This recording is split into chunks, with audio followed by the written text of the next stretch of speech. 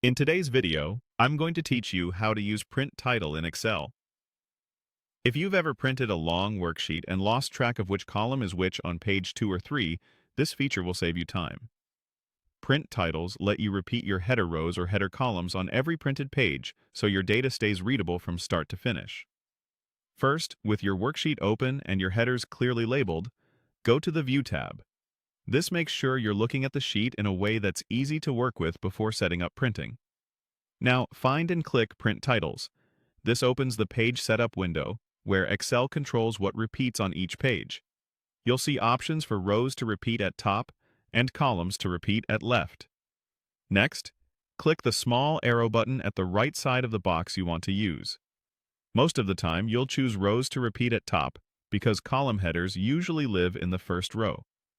That arrow temporarily collapses the window so you can select directly on the sheet, without the dialog covering your view. Now, highlight the titles you want repeated.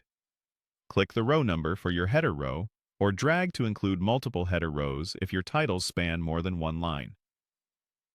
You'll see Excel enter something like $1 wire in the box, which tells it to repeat row 1 on every printed page. If your layout relies on labels down the left side instead, you can use the columns to repeat at left box the same way, selecting the column letters that contain your labels. Pick only what you truly need so your print area stays clean. When you've made your selection, click the arrow button again to expand the Page Setup window.